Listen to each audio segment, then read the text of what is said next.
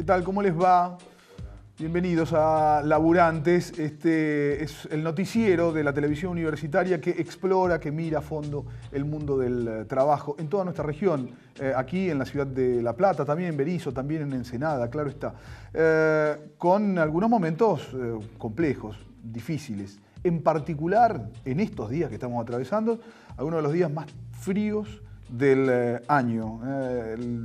Algunos fríos verdaderamente potentes, muy polares. Más de la mitad de la Argentina está nevada. Y en este momento, con tanto frío, con tanta demanda de energía para poder calefaccionarse, hay más de 32.000 hogares en la provincia de Buenos Aires que están sin luz y más de 500.000 entre la ciudad de Buenos Aires y la provincia de Buenos Aires que tienen severos problemas de tensión, por lo que, por ejemplo, sus aparatos de calefacción no están funcionando. Esto en un contexto en el que las tarifas eléctricas en la República Argentina aumentaron más de un 500%. ¿Supuestamente para qué? Bueno, supuestamente para que las empresas inviertan y estos problemas, estas tensiones, no ocurriesen más. Bueno, siguen ocurriendo este tipo de fenómenos cada vez con mayor impacto ante el frío o ante el calor. Permanentemente siguen ocurriendo, pero a diferencia de lo que pasaba hace algunos años más, buena parte de nuestros ingresos los destinamos a pagar las tarifas de servicios. Tengo un gran equipo de colaboradores junto a mí, aquí en Laburantes. Zule, Lautaro, ¿cómo les va? Hola, ¿cómo estás, Gaby? Hola Zule, hola Gabriel. Lautaro. Buenas tardes a la audiencia. El problema, digamos, que se hace evidente en muchísimas personas, se hace mucho más preocupante para aquellas, lamentablemente, miles de personas que hoy por hoy no tienen hogares. Exactamente. Yo, por ejemplo, fui damnificada de estas últimas horas sin luz. Y si no tenés gas, sin calefacción también, ¿no? Digo, esto que arrancábamos, sí, claro. Somos parte de lo cotidiano y de nuestra realidad, y por eso también las cifras hablan de nuestra realidad. Esto pasa en Ciudad Autónoma de Buenos Aires, aumentó un 23% la cantidad de personas en situación de calle. Recordemos que existe una legislación que lo que hace es obligar al Estado de que haya un censo. Bueno, este censo en Ciudad Autónoma de Buenos Aires no se realizaba, por eso la presión de las organizaciones sociales, políticas, vienen llevando adelante un censo que lo iban a dar a conocer dentro de 3 días, pero pequeño detalle, a través de una subsecretaría, déjame que la lea porque viste que hay muchas secretarías, Subsecretaría de Fortalecimiento Familiar y Comunitario a cargo de Maximiliano Corach. Maximiliano Corach. Exacto. Apellido conocido. Maximiliano Corach, hijo de aquel hombre fuerte del menemismo, Carlos Corach, ese que todas las mañanas tenía la rutina de salir de su hogar y hablar con la prensa, en lo que parecía era un gesto de institucionalidad clave. Bueno, Carlos Corach tiene a su hijo Maximiliano al frente de esta subsecretaría. Es increíble lo que dijo ese subsecretario, Zule. Sí. Dijo que el problema era que mucha gente venía desde el conurbano bonaerense. Nunca pareciera el problema es de la ciudad de Buenos Aires.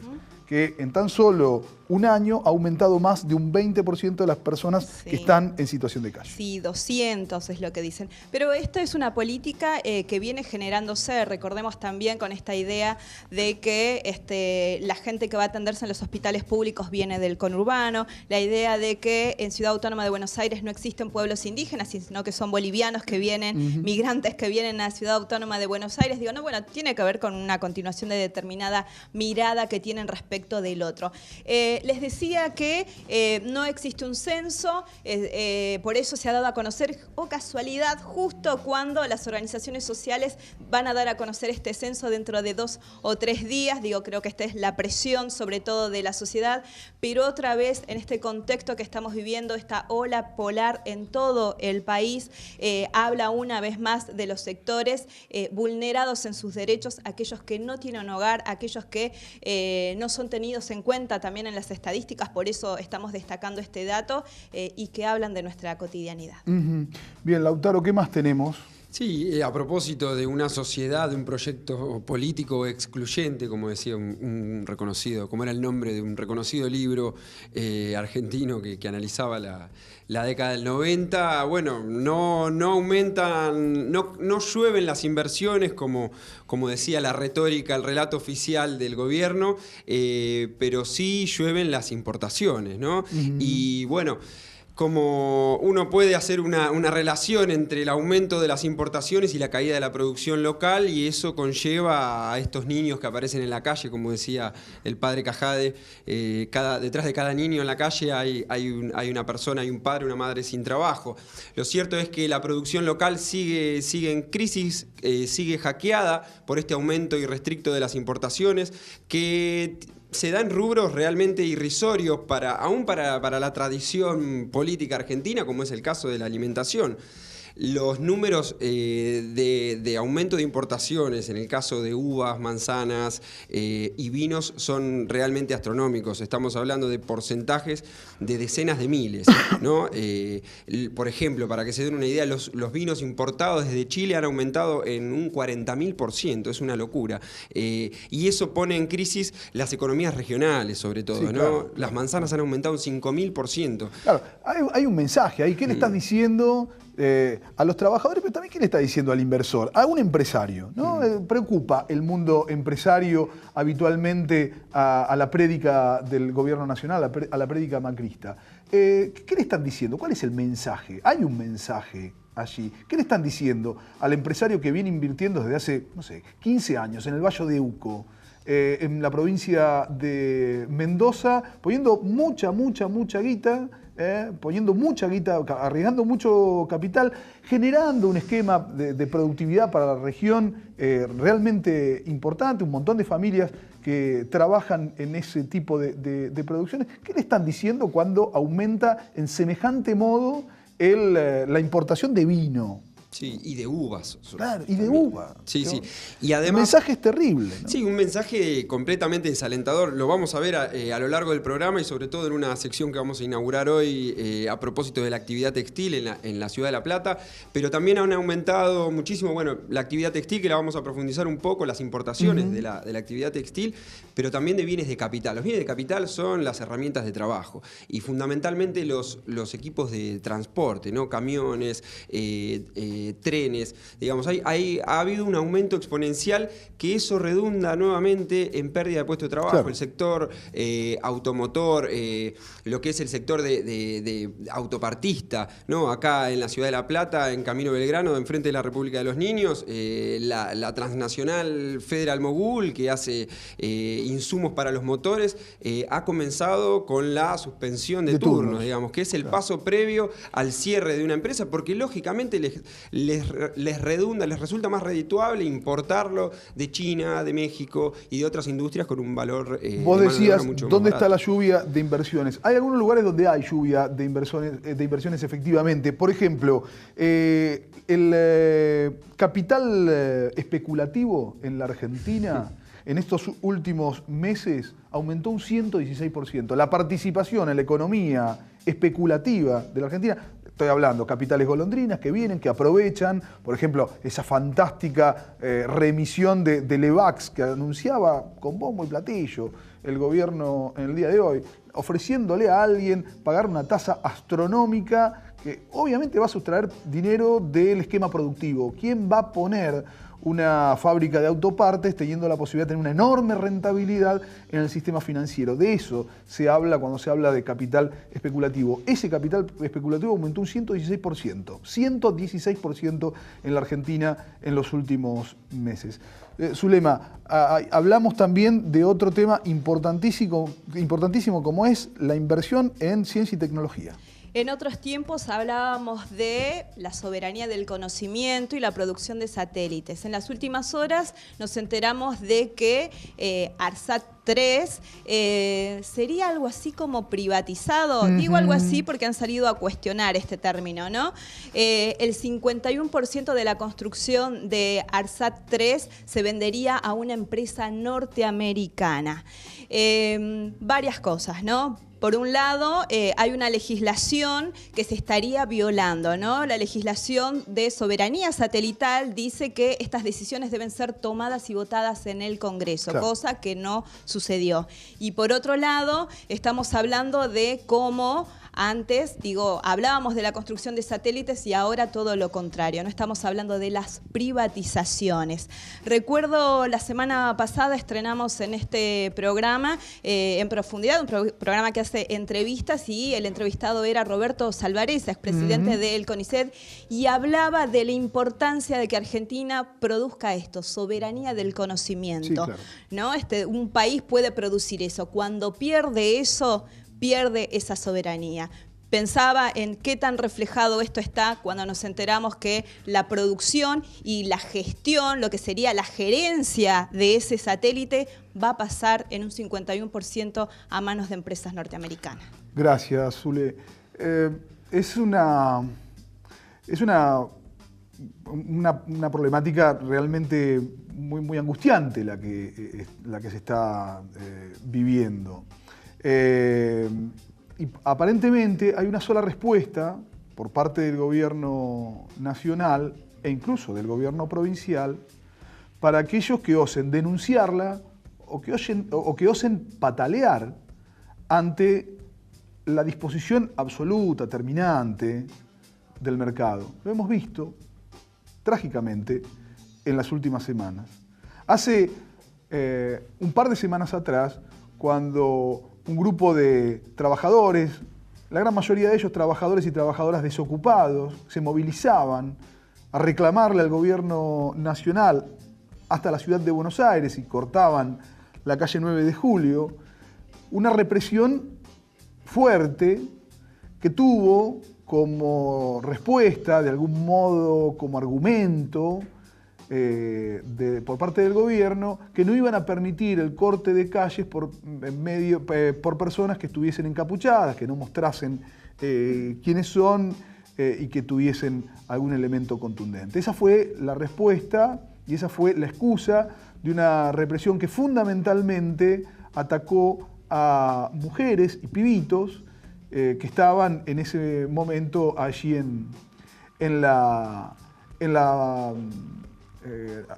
Avenida 9 de Julio. La semana pasada nos encontramos con un episodio de características similares en torno a la virulencia, en torno a la violencia aplicada por parte del Estado, con esta vez contra trabajadores que no estaban encapuchados, no tenían palas, lo único que estaban haciendo era reclamando por una actitud casi inexplicable por parte de la empresa, que de un día para el otro, sin mediar otro aviso que un cartel colgado en la persiana baja de la empresa PepsiCo, una gran multinacional de la industria de la alimentación, se enteraban que habían perdido su trabajo, su fuente laboral.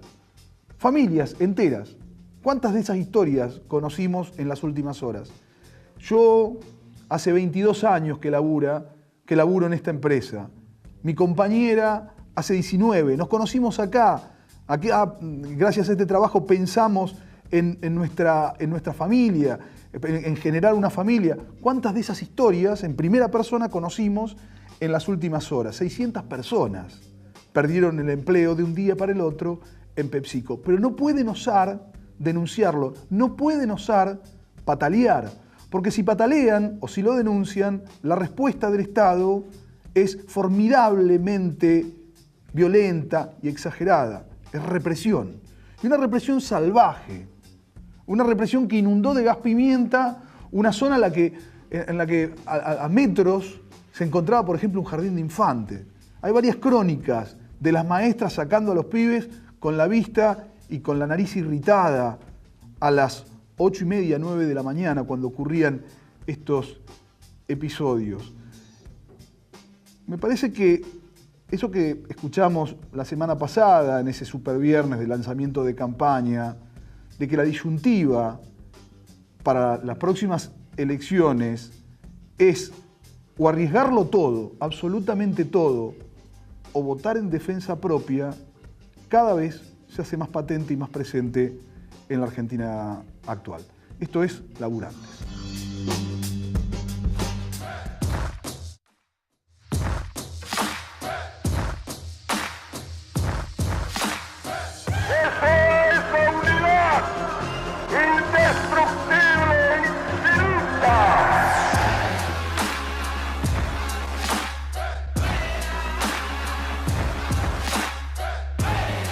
Gobernar es crear trabajo.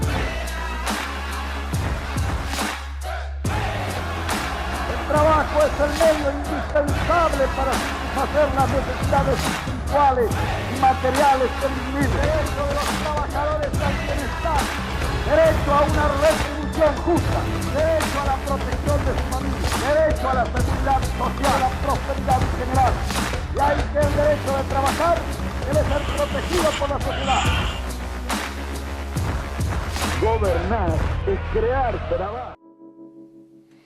Continuamos en Laburantes, nos venimos a este sector donde tenemos las charlas más interesantes porque son las charlas con quienes les toca nada más y nada menos que la enorme responsabilidad de conducir los intereses más genuinos y característicos de los trabajadores. En este caso estamos con Francisco Pancho Banega, que es el secretario general de los trabajadores de Astilleros Río Santiago.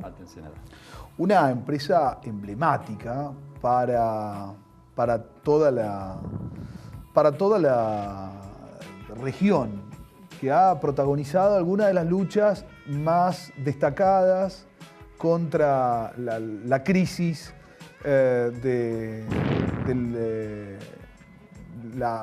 casi el desguace del Estado que vivió la Argentina en los años 90, con una historia de resistencia verdaderamente importantísima. Un ratito vamos a estar hablando de eso y vamos a estar hablando también de cuál es el contexto actual, porque pareciera algunos vuelven a apuntar a esa empresa tan tradicional del Estado bonaerense como una exclusiva área de gasto superfluo. En un ratito lo hablamos. También estamos con Santiago Fontenla, que es representante de la Asociación Judicial Bonaerense Departamental La Plata. ¿Cómo te va, Santiago? ¿Qué tal? ¿Cómo estás? Muchísimas gracias por la invitación.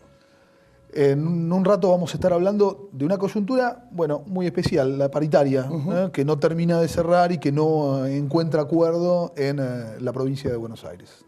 Si les parece y si me acompañan, vamos a compartir un registro de la situación actual en los astilleros.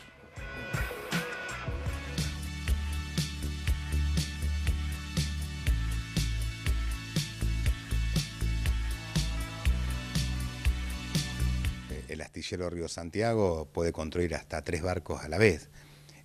Las lanchas de patrullaje de la Marina de Guerra son lanchas que, sobra la calidad de mano de obra y la ingeniería que tiene el astillero. Si pudieron construir barcos de 200 metros, para que la gente nos entienda, de 2 cuadras de largo, ¿no? 200 metros de largo, los buques petroleros, como el ingeniero Huergo, como tantos otros más, digo, ¿cómo no van a poder hacer las patrullas de alta mar, que son patrullas de 80 metros, con una tripulación entre los 70 y los 90 tripulantes? O sea, hicieron las fragatas de guerra que fueron a Malvinas, la MECO 140, que es la última que salió, que es la más importante que tiene la Armada, ¿no? Con una tecnología que jamás la tuvieron. ¿Cómo no podemos estar haciendo esas patrullas, que es un chiste para el astillero? O sea, tranquilamente podríamos estar haciendo las 3 gradas. Una está ocupada por la réplica del Eva Perón, que lo están construyendo para Venezuela, que es un buque de doble casco. El astillero es algo que está innovando, que es muy fuerte, que son los buques de doble casco. Es como un barco dentro de otro barco. ¿Para qué? Por si algún barco llega a chocar, no haya derrame, no haya contaminación, no haya un impacto ambiental, ¿no? Digo, como ha pasado en otros momentos cuando los barcos chocaron y hubo un derrame como el barco de la Shell sobre las costas de Magdalena. Digo, el astillero tiene una mano de obra calificada que es muy importante. Tardás muchos años para tener esa mano de obra. No es que vos vas a una escuela que se recibieron y los traes a trabajar al astillero. Digo, ahí hay años de experiencia, de una ingeniería, que se puede hacer cualquier tipo de barco. Vuelvo a decirte, las lanchas de patrullaje, que no son las MECO 140, que son fragatas de guerra, preparadas, misilísticas, estamos hablando de lanchas de patrullaje de 80 metros. Son pequeños barcos con una tripulación muy reducida para no tener grandes costos. ¿Y por qué no patrullan con las MECO? Porque sale mucho patrullar las costas del mar, tienen un consumo totalmente diferente, es mucho más caro, entonces se necesita en las costas marítimas lanchas rápidas de 80 metros que puedan patrullar las costas argentinas. Tranquilamente se pueden hacer en el astillero. Vaya a saber cuáles son los negocios que quieren tener, ¿no? De no hacerlo en el astillero con la gente, ¿no?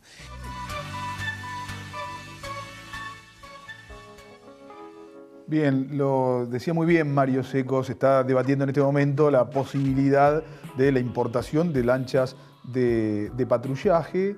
Lo cierto es que Astilleros tiene experiencia suficiente como para poder realizarlas. Y ahí había algo que me parece muy destacable de lo que decía Seco, que no se aprende de un día para el otro ese saber acumulado que tiene la empresa naval bonaerense. Pancho, es efectivamente así. Astilleros, además de ser una empresa importantísima, es una escuela también. Sí, efectivamente, creo que ahí el intendente de Ensenada lo describió bien. Nosotros, además de tener la escuela, como decís vos, donde se invierte para formar chicos que egresan y bueno, gracias a Dios de a poco los vamos reincorporando, digamos, dentro del astillero porque para eso se capacitan. Pero es cierto, en los 90 nosotros sufrimos el desgaste y el despido a través de retiros voluntarios, etcétera, por una política implementada en aquel momento donde se quería privatizar el astillero, no para reactivarlo, sino para cerrarlo. Se nos fue mucha mano de obra calificada, esto fue la realidad. La mano de obra naval no es una mano de obra que se construye de un día para otro, hay que invertir y es mucho el tiempo. Hoy los compañeros que ingresan son compañeros que se están formando al lado de otros compañeros que tienen experiencia, porque no tenés, digamos, esa mano de obra. No es lo mismo un soldador en una obra, un soldador de obra, que un soldador naval, o un cobrero al lado de un cañista, digamos, en la obra. Hay diferencias y bueno, eso es la diferencia que se nota cuando los compañeros entran a trabajar en el astillero, ¿no? ¿Cuántos trabajadores llegó a tener el astillero? ¿Cuántos habían quedado tras esa reducción de los 90? La intención, lo recordamos todos, ¿no? La intención del gobierno nacional y la intención del gobierno dualdista en aquel momento de quitar a los astilleros de la esfera pública, de privatizarlos. Bien lo decís vos, bien lo recordás vos, y está bien que se recuerde, por ejemplo, en este escenario del que hablábamos más temprano, con la posibilidad de privatización de la empresa ARSAT. Muchas veces las empresas se privatizan precisamente para desguazarlas, para extinguirlas, no para mejorarlas. Esa era la intención con los astilleros. ¿Cuántos trabajadores supo tener, cuántos trabajadores quedaron y cuántos son ahora en un proceso de recuperación? Mira, nosotros, yo entré en el año 74, fines del 74, 75, éramos 8.500 trabajadores. Una empresa donde realmente tenía mucho trabajo, mucha construcción de buques. Junto con YPF, me imagino, de las más grandes de la región, claro. Junto en la región éramos los más grandes. Después, en los 90, quedamos 1.050 y hoy somos 3.400. Precisamente, en algún momento, en la legislatura provincial sacamos una ley donde aquellos compañeros que se iban quedando sin trabajo en un momento, porque la verdad el astillero viene sufriendo una crisis de hace mucho tiempo. Te puedes imaginar, Mario hablaba de las corbetas misilísticas con licencia alemana, fueron contratos firmados en el 74 con el gobierno de Perón, que se terminaron de entregar en el 2000 y pico. ¿Pero por qué? Porque realmente falta una política definida en cuanto a incorporar a nuestro astillero, digamos, en un proyecto nacional, ¿no? Construyendo buques para la Armada, construyendo buques para la Marina Mercante. Una Marina Mercante que hoy por hoy lamentablemente casi no existe en la Argentina. No existe. Entonces, vos fíjate que esas corbetas misilísticas fueron las últimas que se hicieron en el astillero, digamos, en cuanto a buques de guerra. Anteriormente se hizo la Santísima Trinidad, una fragata que participó de la Guerra de las Malvinas. Claro. La fragata Libertad, no hace poco el presidente para el 9 de julio, para el Día de la Independencia, estaba mandando un mensaje de Hamburgo en la fragata Libertad. Hicimos buques de desembarco. Astillero tiene una trayectoria en cuanto a capacidad, a calidad reconocida de la mano de obra internacionalmente. Pancho, ¿crees que hay? Yo particularmente creo que sí, ahora te cuento por qué, pero ¿vos crees que hay una nueva andanada en contra de la empresa naval del Estado bonaerense? Te voy a hacer algo que siempre lo quisimos decir en televisión. No me lo contestes ahora, contéstamelo después de la pausa. Una breve pausa y seguimos.